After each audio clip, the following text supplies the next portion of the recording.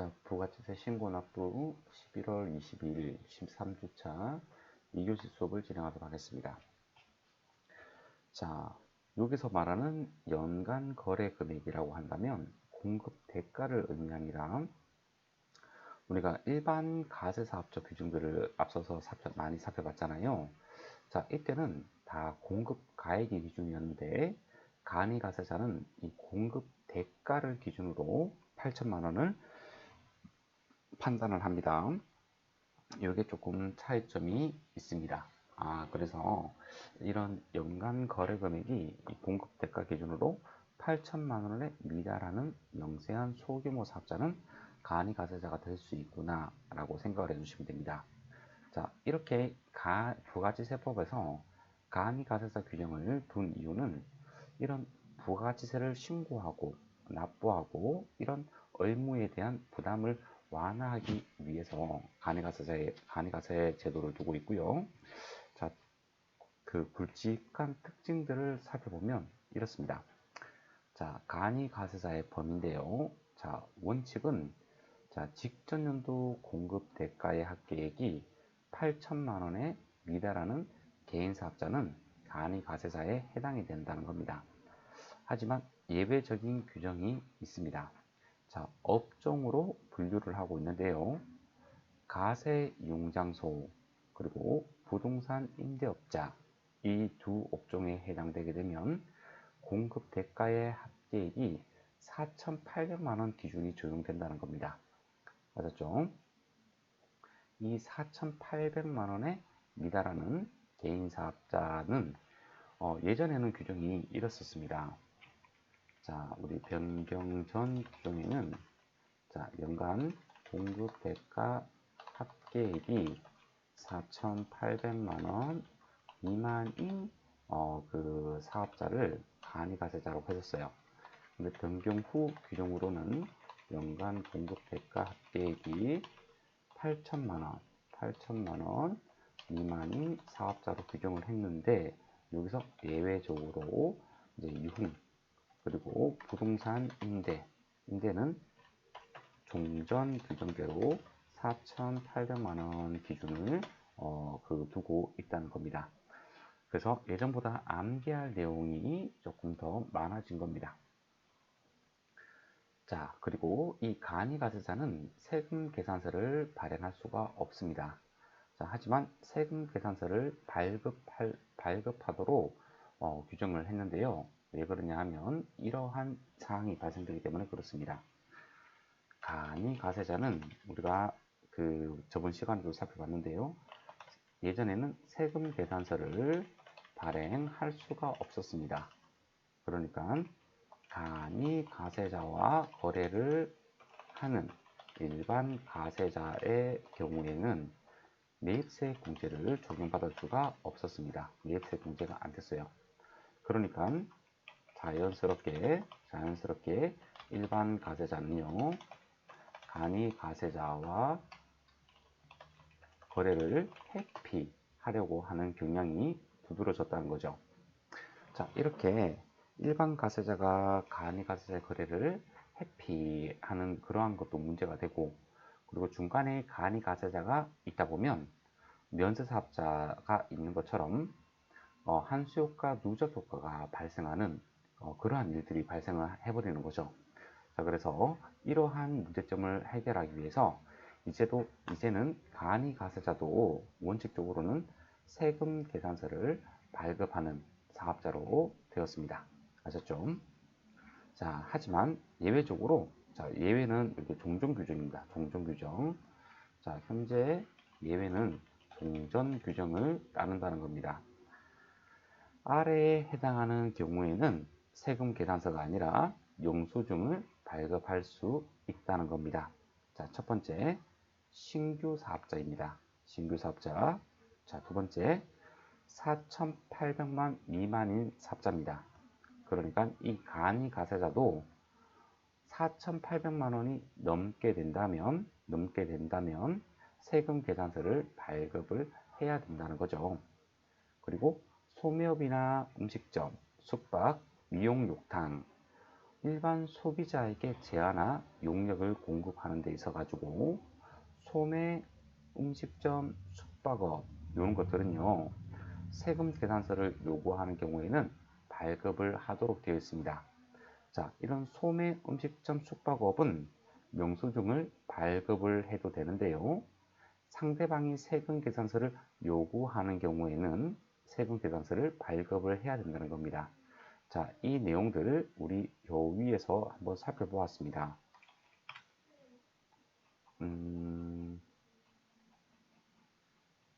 영수증이 어딨죠? 영수증. 자, 요거 있죠, 요거. 세금 계산서 발급 의무 면제, 요 얘기도 했었고, 그리고 이제 영수증 발급 대상자, 요 이야기인 거예요.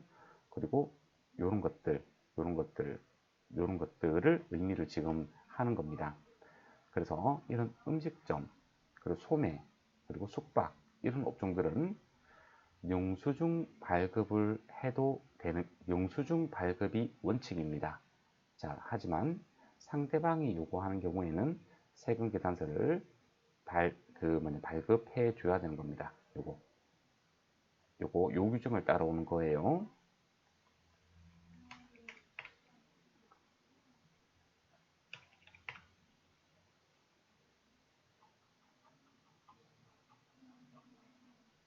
자, 그 이야기를 이 내용에서 하고 있는 겁니다. 그러니까 뭐냐 그, 그 간이가세자가 조금 변경된 부분이 있기 때문에 여러분들이 내용을 잘 숙지를 해 줘야 되는 거예요. 자, 세 번째. 자, 원칙적으로 매출세액보다 매입세액이 초과하더라도 환급을 받을 수는 없습니다. 구조 자체가 그렇게 되어 있어요. 제가 조금 이따가 계산 산식을 보면서 이야기를 좀 해주도록 할게요. 자, 그리고 영세율과 면세가 적용될 수 있습니다. 자, 부가치세법상 가세사업자에 해당이 됩니다. 그죠? 부가세법상 사업자입니다. 간이가세자도. 그러니까 영세율을 적용받을 수가 있습니다. 자, 만약에 부가치세법에서 면세를 열거하고 있는데요. 그 면세 제한을 공급하거나 면세 용역을 공급하는 경우에는 당연히 면세가 적용될 수도 있는 것들이죠.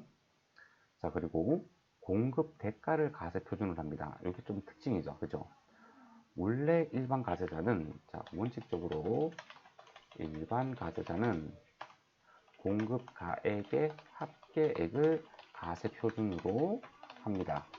자, 그래서 공급 가액의 합계액은 가세 표준이 되는 것이고요. 자, 여기에다가 이렇게 10% 세율을 곱하는 구조로 되어 있죠.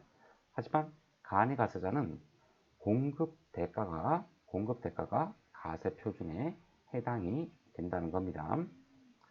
자, 공급 대가의 합계액이 4,800만 원 미만인 경우에는 납부 의무 면제에 해당한다.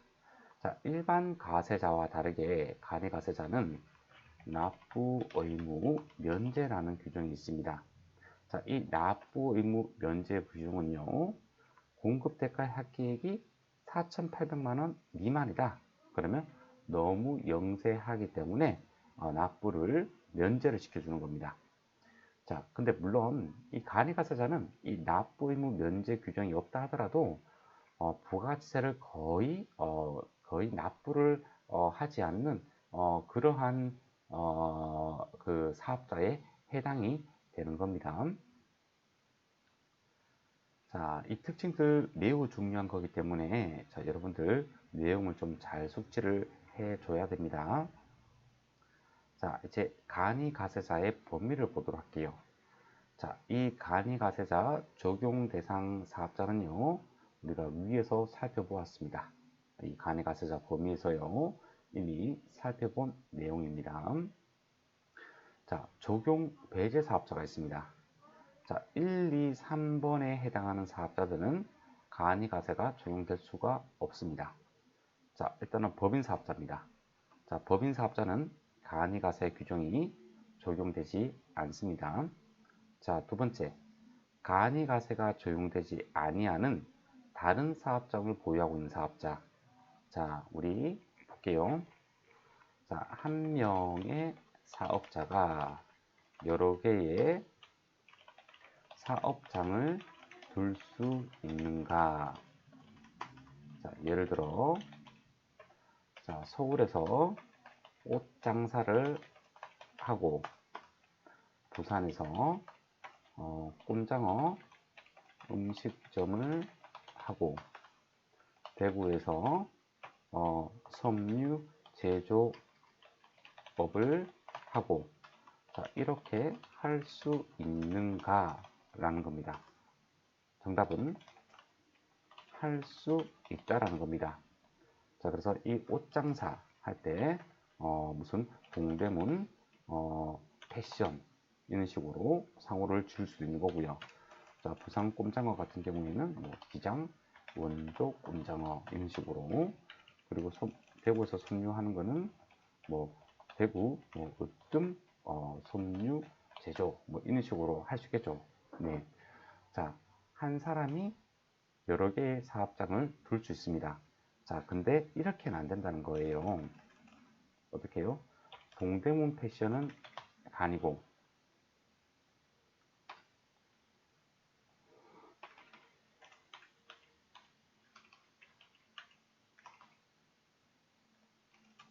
그리고 기장 원조 꼼장어는 일반이고, 뭐 섬유 제도도 일반이고. 자, 이렇게는 안 된다는 겁니다. 간이가세가 적용되지 아니하는 다른 사업장을 이렇게 가지고 있는 거잖아요. 그렇게 되면 동대문 패션은 간이가 아니고 일반으로 신규 업체로 내야 된다는 겁니다. 아셨죠? 물론 이렇게는 가능해요. 이렇게는 가능해요.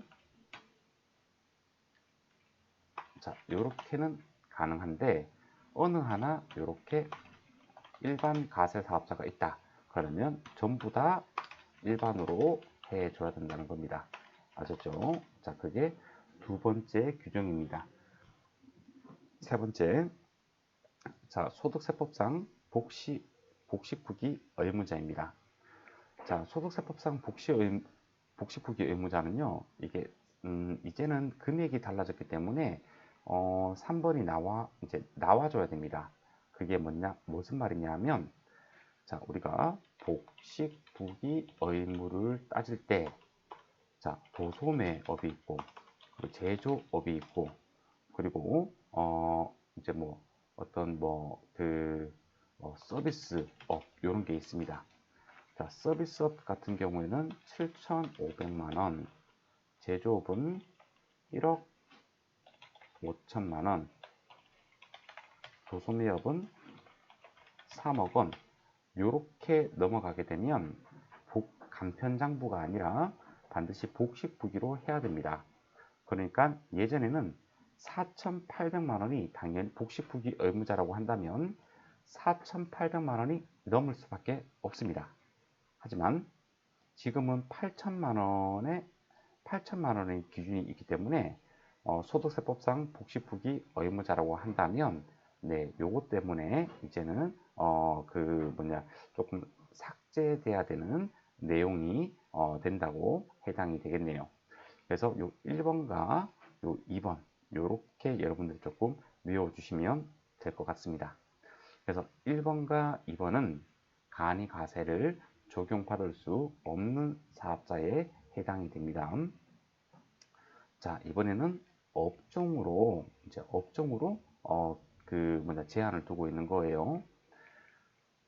아무리 공급 대가액이 8천만 원 미만이고 나는 법인도 아니고 다른 일반 사업장이 없다고 하더라도 1번부터 6번까지 해당하는 업종에 대해서는 간이가세가 적용될 수 없고 반드시 일반 가세자로 등록을 하고 그 업을 영위를 해야 됩니다.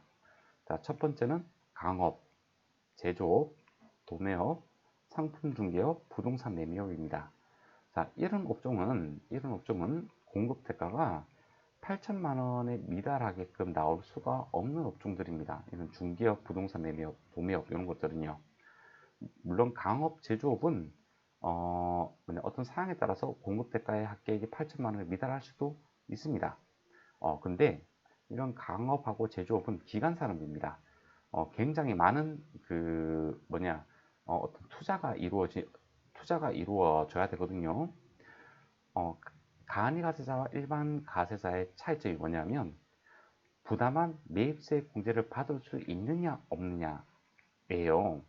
근데 이런 강업과 제조업은 부담하는 그 매입 부가치세가 상당히 크거든요. 간이가세가 적용되고 나면 그 적용을 못 받는단 말이죠. 매입세 공제를. 그렇기 때문에 일반 가세로 가는 게 더 유리할 수도 있습니다. 자, 그리고 두 번째, 가세 이용장소입니다. 자, 가세 이용장소는 4,800만 원 이하라면 간이가세가 적용될 수 있다고 했습니다.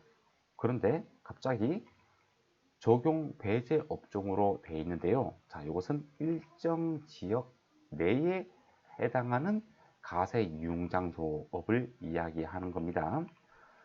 전국의 모든 가세 이용장소를 경영하는 사업에 대해서 간이가세가 배제된다는 것이 아니라 어떤 일정 지역에 고시를 해놓은 지역이 있습니다.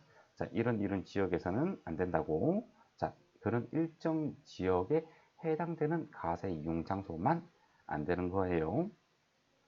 자, 세 번째 건설업입니다. 자, 이 건설업도 자재 같은 것들을 사야 되고 하기 때문에 매입세 공제가 안 되면 더 불리합니다. 근데 어쩔 수가 없어요. 그래서 이 건설업도 간이가세가 적용되는 것보다는 일반 가세를 적용받는 게 더 낫습니다. 자, 4번 전문 과학 기술 서비스업. 자, 이런 조금 전문직 서비스업. 그리고 사업 시설 관리, 사업 지원 및 임대 서비스업. 이런 것들도 적용 배제 업종에 해당이 되는 겁니다. 이제 임대가 이제 들어와 버렸죠. 자, 다섯 번째. 자, 전문직 사업 서비스업입니다. 뭐 변호사, 회계사, 법무사, 변리사, 뭐 노무사 이런 전문직들입니다. 자, 의사는 면세사업자죠. 네, 의사는 면세사업자예요. 전문직이긴 하지만 부가치세법상 규정을 따르지 않는 겁니다. 자, 그리고 여섯 번째로 일반 가세자로부터 양수한 사업입니다. 자, 이게 뭐냐 하면요. 자, 예를 들어서 저는 어떤 음식점 창업에 대해서 고민을 하고 있습니다. 자, 고민 중에 고민 중에 좋은 거리에 좋은 좋은 목입니다. 좋은 목. 네. 좋은 목에 그 뭐지? 어떤 장사가 잘 되는 음식점이 있는데 그 사장님이 나이가 들어서 폐업을 생각을 하고 있는 겁니다. 그래서 제가 폐업하지 마시고 저한테 그 가게를 넘겨주세요. 이렇게 된 거예요. 자, 근데 그 집은 장사가 잘 되어가지고요. 자, 이 사장님이 이제 A라고 한번 해보고요. 자, 저를 B라고 한번 해봅시다. B. 자, 그래서 자, A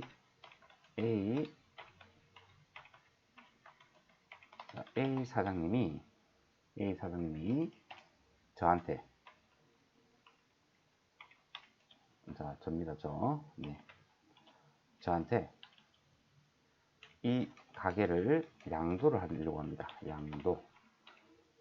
그러면 A 사장님은 이제 양도자가 되고 저는 양수자가 됩니다. 자, 이 A 사장님은 일반 가세자입니다.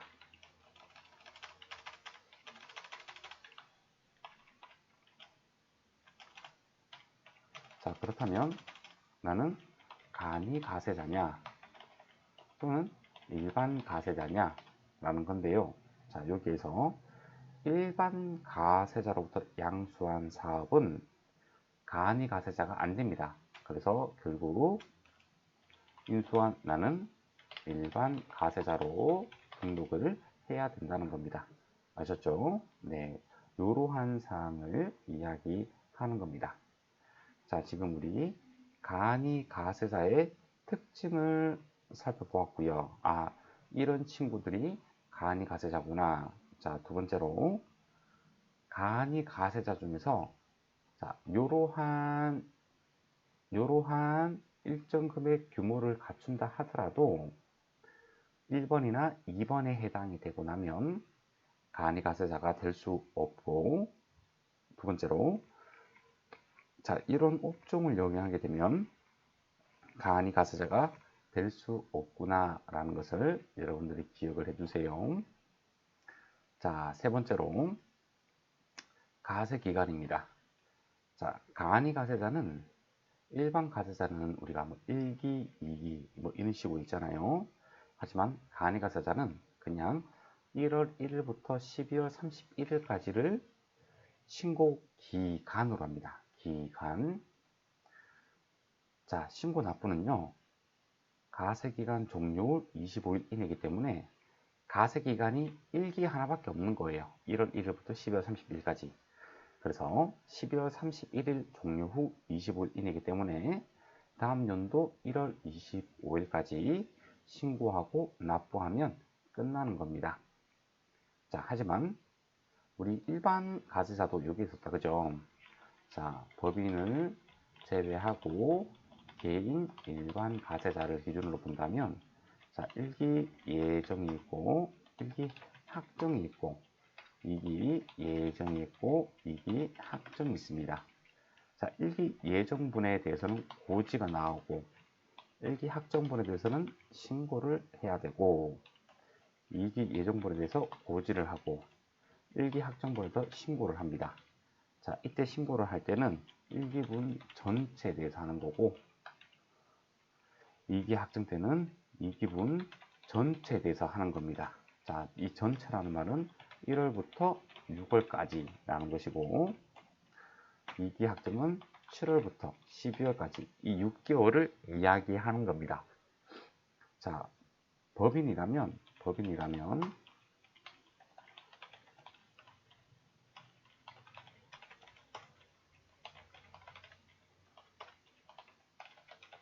자, 법인이라면 1기 예정 때 신고해야 되고요. 확정 때 신고해야 되고요. 2기 예정 때 신고해야 되고 신고해야 됩니다. 자, 1월부터 3월, 4월부터 6월, 7월부터 9월, 10월부터 12월입니다. 자, 이렇게 신고를 해야 됩니다. 자, 이 고지는 이제 정기분의 50%입니다. 정기분의 50% 미리 하는 겁니다. 그래서 이때 고지세액을 차감합니다. 자, 이런 구조로 되어 있는 거예요. 네.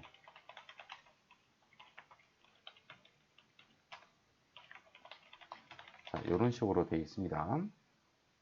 자, 간이는요, 이런 거 다 없고요. 네.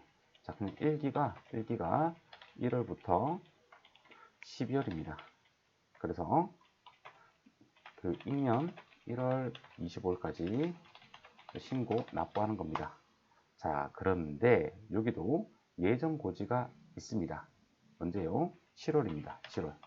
이때 고지가 나옵니다. 그래서 이 1기 1월 25일 날에 이 고지세액을 차감합니다. 이런 식으로 차감을 합니다. 자, 소액부 징수 규정이 있어요. 만약에 이 고지세액이 30만원 미만이다. 자, 그렇다면 작은 금액이니까 우리 행정비용이 더 든다고 해서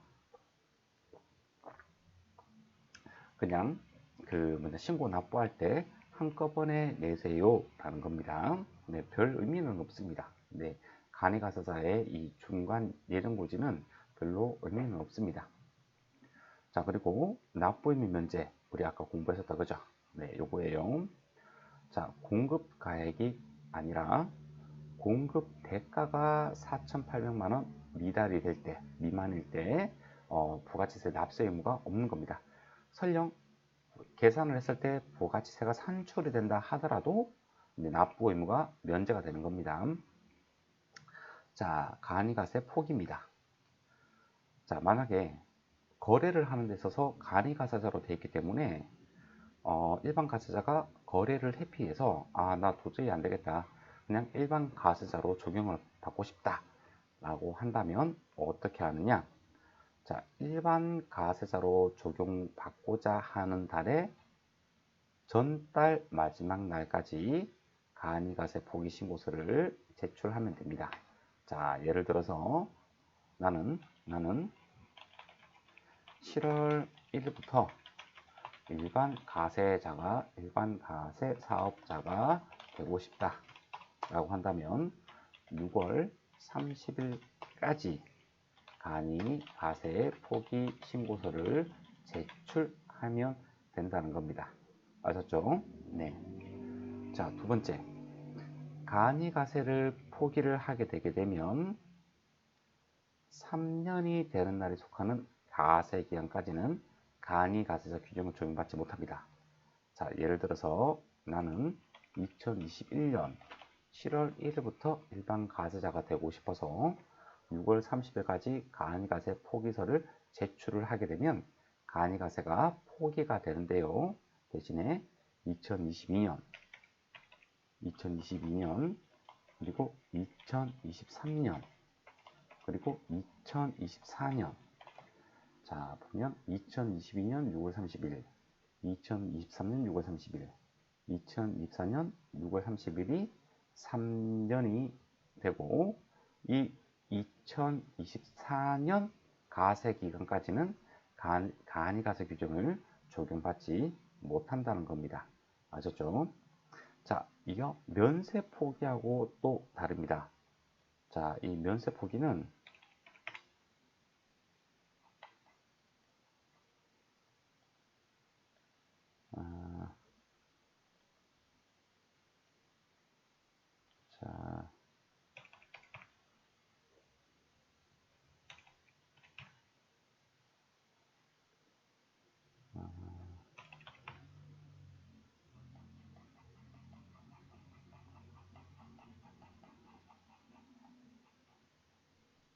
자, 이 면세 포기는 그냥 3년간이잖아요. 그죠? 3년간 면세 사업자가 될 수 없는 거고요. 간이가세자는 3년이 되는 날에 속하는 가세 기간까지 안 되는 거예요. 그러니까 3년 플러스 알파가 되는 겁니다. 자, 요게 면세 포기하고 조금 다른 점이에요. 자, 그리고 이제 간이가세자를 이 간이가세자는 어떻게 세액이 계산이 되는지 한번 보도록 할게요. 자, 간이가세자는 공급 대가를 가세 표준으로 합니다. 자, 이 공급 대가는 공급가액에서 부가치세를 가산한 금액을 얘기합니다. 자, 이 공급 대가에다가 특이하게 부가가치율이라는 게 있습니다. 자, 업종별로 15%부터 40%까지 업종별 부가가치율이라는 게 있습니다. 거기에다가 세율 10%를 곱하는 겁니다. 그러면 납부세액이 만들어집니다. 자, 일반 가세사업자는 매출세액에서 매입세액을 차감하고 나면 납부세액이라고 이야기합니다. 하지만 간이가세자는요, 공급 대가에다가 부가가치율을 곱하고 세율을 곱하면 납부세액이라고 이야기합니다. 자, 이게 차이점이 있는 거예요. 자, 그러니까 원칙적으로 납부세액만 발생하는 것이지 환급이 발생할 수 있는 것은 아닙니다. 자, 재고납부세액입니다. 자, 이거는 나중에 실무 가서 실무에서도 잘 일어나지 않습니다. 가세 유형이 변경될 때 일반이 간이가세자로 가세 유형이 변경되고 나면 매입세 공제받은 것들을 토해내는 게 재고납부세액이고요.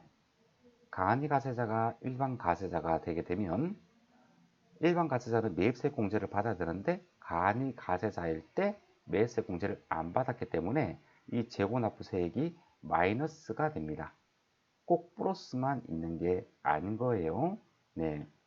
자, 다시 한 번 더요. 자, 일반에서 자, 간이로 전환이 되었습니다. 자, 이때는 재고 납부세액이 발생하는 겁니다. 자, 이유는요. 일반 가세자는 매입세 공제를 받았을 겁니다. 이렇게요.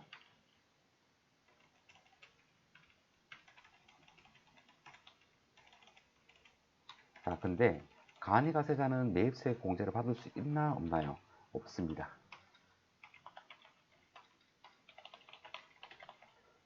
매입세 공제를 받을 수가 없습니다.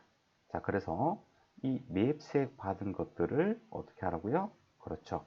재고납부세액으로 다시 납부하라는 겁니다. 자, 반대로 자, 간이사업자가 자, 일반 사업자로 전환이 되었어요. 그렇다면 자, 매입세액 공제가 나옵니다. 용어는 동일합니다. 용어는 재고납부세액을 차감하는 거니까요. 자, 간이는 매입세액 공제를 적용받지 못합니다.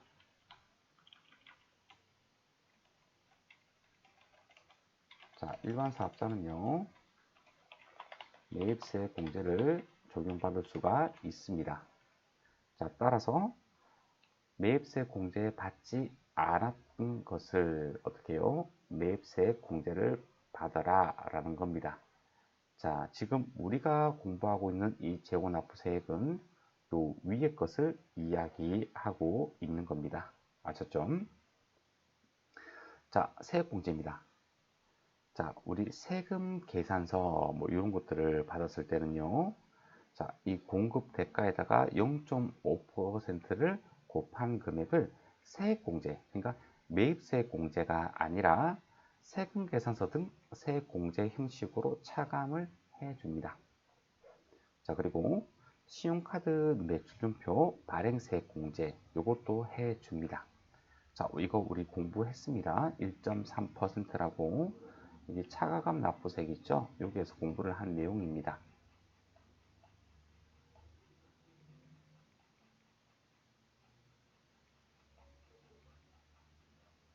여기 보게 되면 신용카드 매출준표 등 발행 공제 있죠? 자, 공제 대상에 간이가세자도 포함이 됩니다.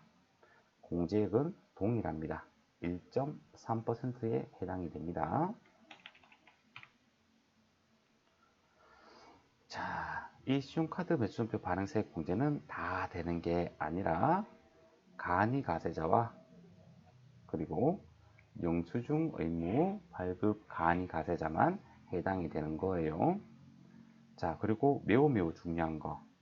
이제 간이가세자는 의제 매입세액 공제가 적용되지 않습니다. 자, 이유는 세금 계산서를 발행해주는 사업자에 해당이 되기 때문입니다. 그래서 의제 매입세액 공제가 적용되지 않는다는 거 여러분들이 기억을 좀 해두세요. 자, 네 번째, 전자신고세액 공제. 자, 우리 10,000원 빼주는 거 있죠? 스스로 홈택스에 신고를 하였다. 그럼 전자신고세액 공제를 해주는데, 자, 요거 해당이 됩니다. 간이가세자도. 자, 예정 부가세. 자, 우리 요거 있죠? 자, 7월 25일까지 예정 고지해 준다는 거 있잖아요. 네, 요겁니다. 자, 요거를 요렇게 예정 부가세액으로 차감하는 겁니다. 자, 가산세입니다. 자, 가산세는 조금 일반 가세자보다는 좀 작습니다. 네, 0.5%, 0.3%. 이거는 간이가세자는 별로 중요하지 않습니다. 네, 그냥 이런 가산세가 있구나. 이 정도면 살펴봐 주시면 될 것 같습니다. 자, 이렇게 쭉쭉쭉 계산을 하고 나서 자, 차감 납부세액을 볼 때 원칙적으로는 환급세액이 발생할 수 있는 구조는 아닙니다. 자, 여기까지 하고 3교시에 이어서 설명을 하도록 할게요.